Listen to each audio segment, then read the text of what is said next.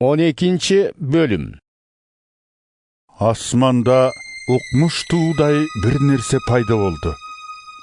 Özü gün görünüp, butun aydın üstüne koyup, 12 yıldızlı tacı katara giyip algan bir ayal göründü. Anın törey turgan malı gelip, tolgo tartkandıktan katu kıynalıp kıykırıp jattı. Anan asmanda dağı başka nerse payda oldu. 7 baştı, 10 yüzdü, başlarına 7 içine tacı giygen zor kızıl acıdar göründü. Anın kuyruğu asmandağı yıldızların 3'ten birin jerge şıpırıp düşürdü. Törör zamat balasın jalmap saluğa dayar bolup, al bayağı tolgo tartıp jatkan ayaldın mangdayında turdu. Ayal büt uluktardın üstünen temirdey katуу biйлик ornota turgan erkek bala törödü. Oşol zamat al Kudayga jana anın taktısına жеткирилди. Bul ayal 1260 gün boyu karooda bolsun деп Kuday al üçün atayın daярдап койгон ээн талаадагы жайга качып кетти. Анан асманда согуш болду.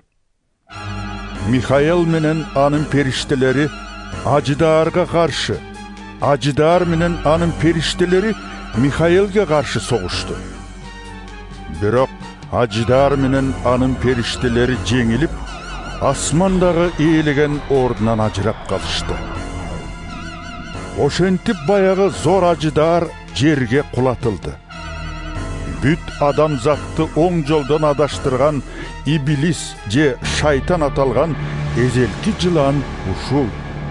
Ал өзү да, аны менен кошо жанындагы периштелери да жерге ыргытылды. Анан мен асмандан bir кыйкырган үндү уктум. Кудайыбыз кудуреттүү, Кудайыбыз жеңүүчү, эм өзү башкарат бардыгын ал. Тургузуп машаяктын бийлигин, ыргытылды анткени биздин боордошторду айыптаган жалганчы.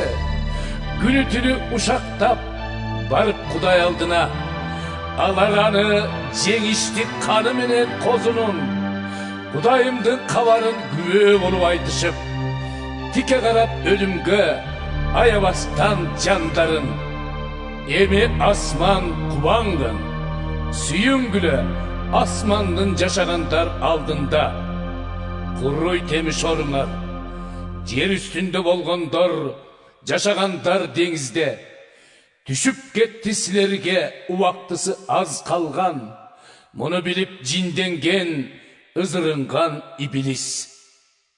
Acıdar жер бетине ыргытылганын көргөн соң, эркек бала төрөгөн баягы аялды куугунтукка ала баштады.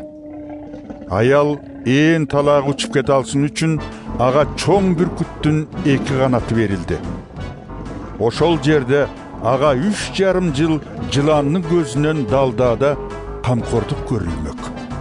Ошондо жылан чөктүрүп ийиш үчүн дарыядай сууну аялдын артынан бүркүп жиберди. Бирок жер койнун ачып, Acıdардын оозунан бүркүлгөн дарыяны соруп алып, аялга жардам кылды. Acıdar аялга жинденип, анын баласынан башка тукумдарына согуш ачуу үчүн кайтып кетти. Аялдын тукумдары болсо, бул Кудайдын осуяттарына баш ийип, ыйса жар салган акыйкаттан тайбагандар. Ошентип Acıdar деңиздин жээгиндеги кумда турду.